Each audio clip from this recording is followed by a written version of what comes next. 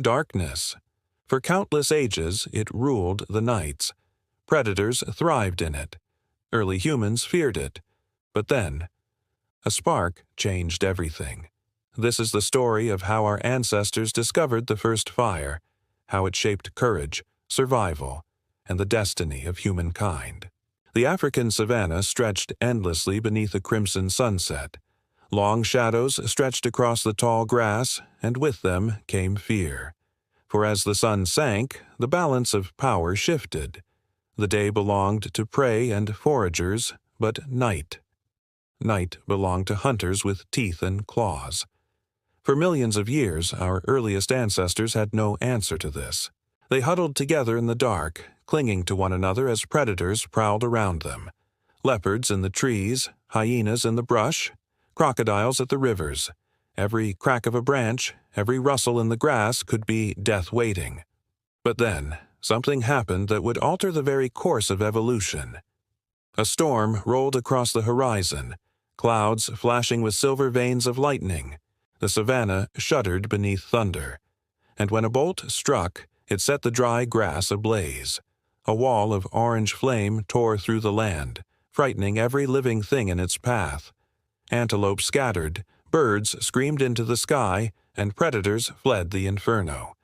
And among the chaos stood Homo habilis. They watched in awe, not only at the destruction, but at the beauty. The fire was terrifying, and yet mesmerizing. It devoured everything in its path, but it also lit up the night like nothing they had ever seen. For the first time, darkness did not rule. At first, they kept their distance. The flames roared, the heat was unbearable, and the smoke choked the air. But as the fire burned itself out, leaving behind glowing embers and smoldering branches, curiosity overcame fear. Slowly, cautiously, they crept closer. One figure, an elder, scarred and weary, extended a stick into the glowing remains of a fallen tree.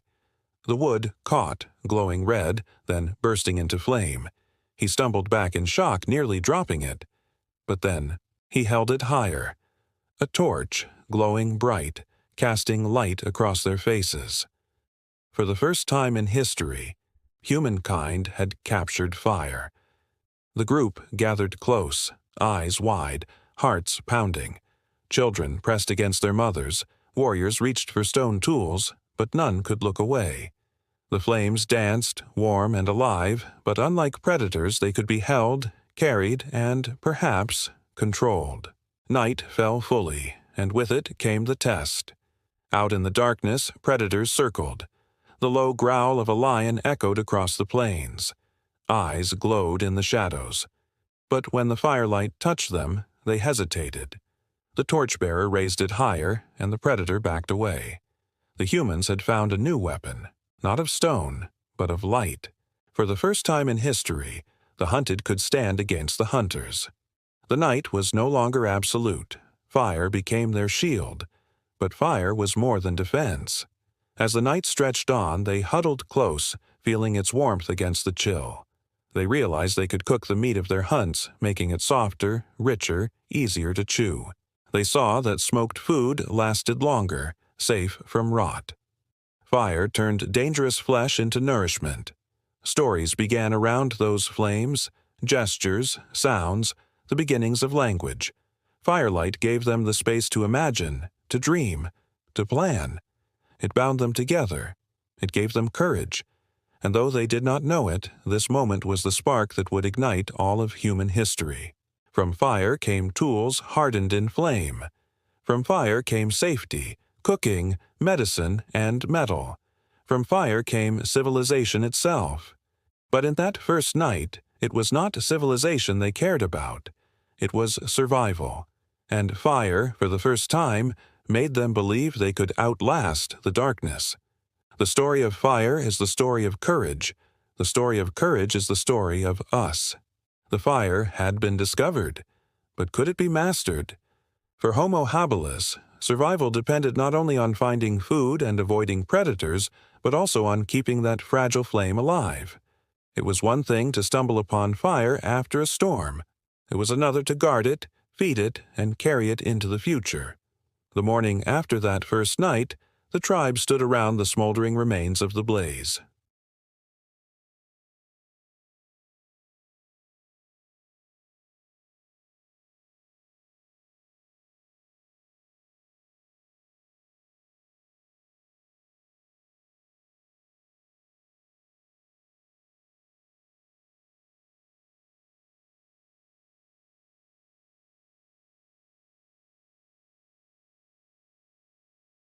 He fed it dried grass, then twigs, and soon a small flame was born again. The group gasped in wonder. Fire could be reborn. Fire could be saved. From that day on, fire was not just an accident of nature, it was a responsibility. The tribe chose keepers of the flame. They carried burning branches as they moved across the savanna.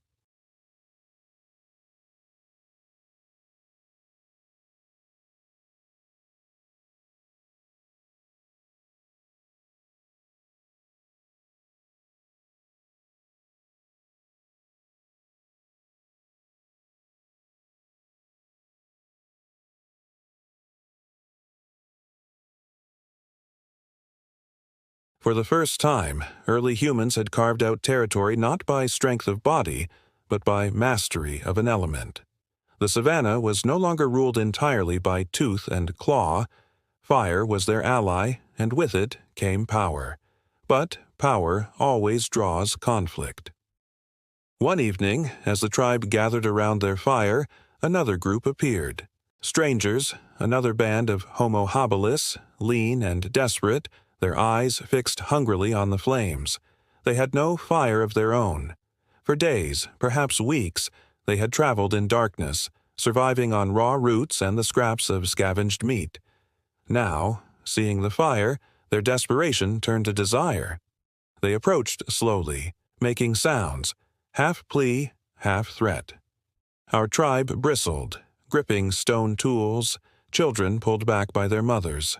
The fire crackled between them, both a prize and a boundary. The strangers edged closer. One lunged forward, snatching a burning branch. Instantly, chaos erupted. Shouts filled the air, rocks clashed against bone, and the firelight illuminated the first battle fought not over prey, but over flame. When it ended, the ground was smeared with blood, and the victors stood panting in the glow of their defended fire. The defeated stumbled into the night carrying with them stolen embers. From that day, the fire was more than survival. It was dominance. It was power worth killing for. Yet fire also brought new possibilities. They learned that cooked meat strengthened them, that roasted tubers filled their bellies more fully than raw ones. Bones cracked more easily when heated, spilling out precious marrow. Smoke drove away biting insects. Fire hardened their wooden spears, making them sharper, deadlier. Each discovery was another step forward. But the greatest change was not in the body, it was in the mind. Around the fire they lingered longer into the night. No longer forced to hide in silence, they grunted and gestured, developing sounds into something closer to words. The flickering shadows gave them stories, tales of hunts, of beasts defeated, of ancestors who walked before them. The fire became not just warmth, not just safety, but a theater of memory. Generations would pass, but the spark would remain. Fire became the inheritance of humankind, carried from camp to camp, from one valley to the next. Every blaze was a descendant of that first captured flame, and though they could not know it, fire was more than survival. It was destiny. It gave us tools, weapons, cooking, stories, and eventually cities. It was the first step on the path to civilization. But to them, in that moment, it was something simpler, something purer. It was the courage to face the night, the courage to say, "We are no longer prey." Outro, hooked ending. And so, with fire in their hands, our ancestors took their first step out of fear and into power. But this was only the beginning. Fire was not only a gift, it was a test of responsibility, of conflict, of survival. And in mastering fire, humankind began to master itself. This is the story of the first fire, the spark that lit the human journey. The night was long, and the flames still danced. Around the fragile campfire, the tribe of Homo habilis huddled close, their eyes wide with both wonder and fear. The fire was their new companion, an unpredictable beast they had captured from the sky's fury. It gave warmth, light, and safety, but it was also a reminder of the storms that birthed it. As dawn broke, the world revealed itself in pale colors of gray and red. The African savanna stretched endlessly, whispering both promise and peril. Hunger gnawed at the tribe. The small animals they had managed to catch were dwindling, and berries were scarce.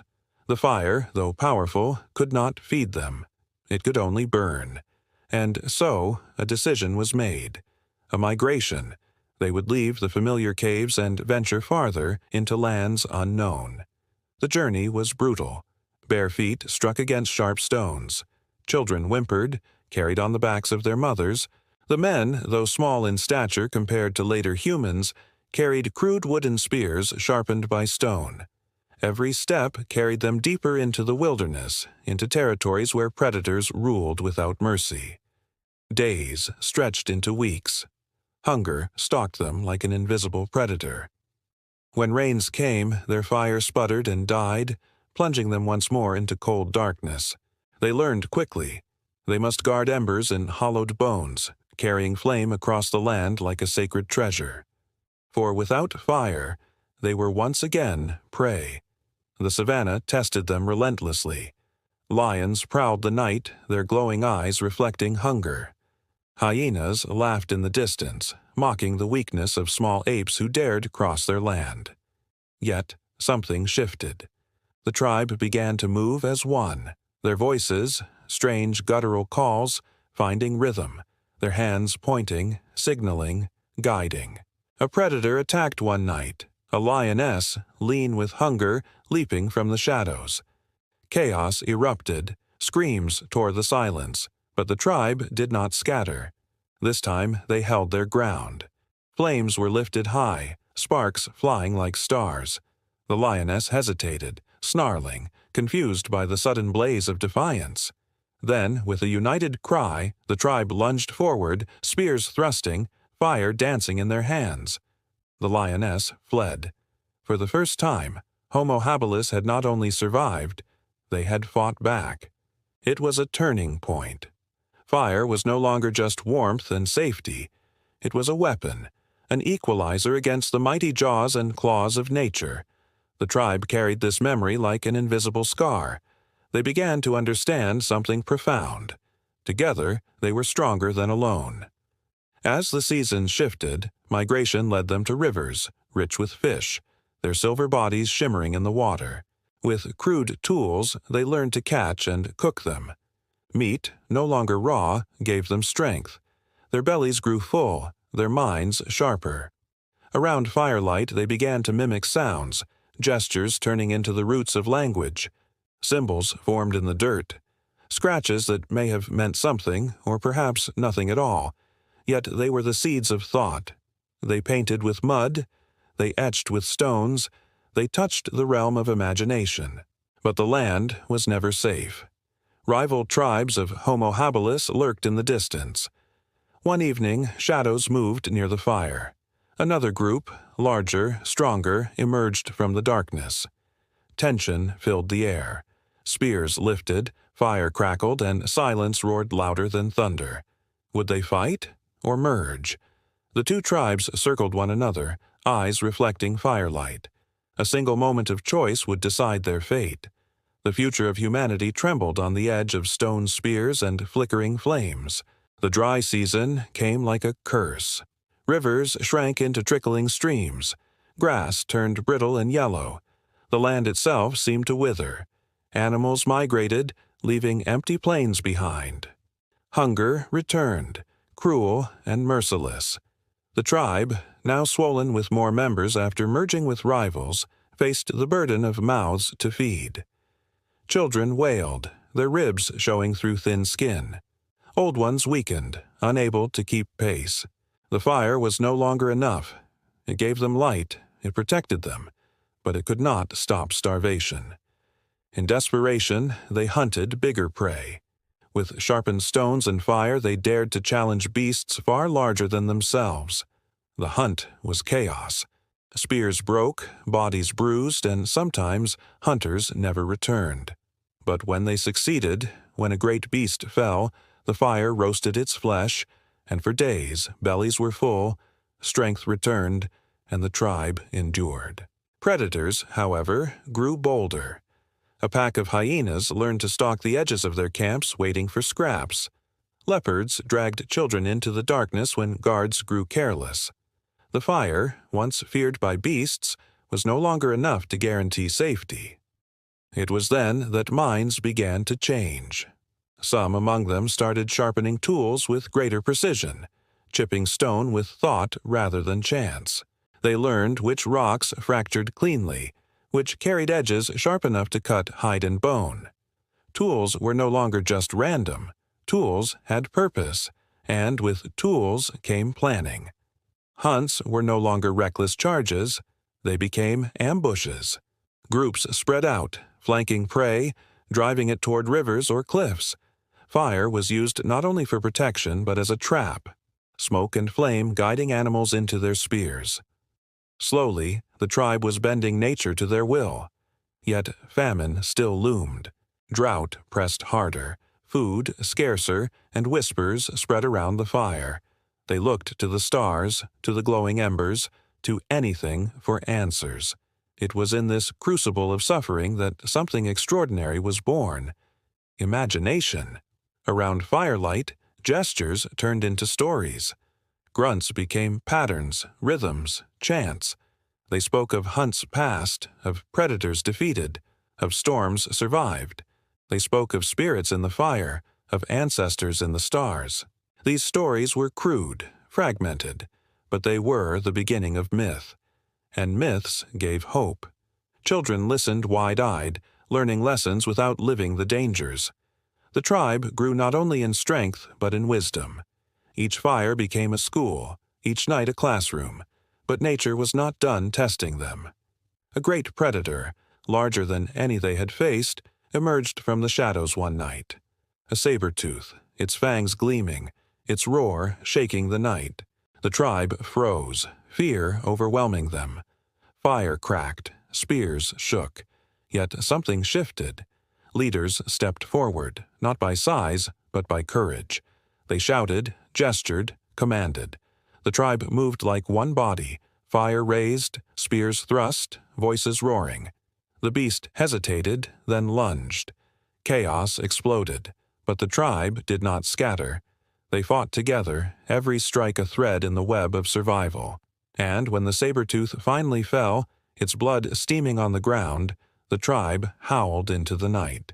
That night they were no longer just prey. They were predators. And in that victory, something new awakened. Their eyes burned with vision.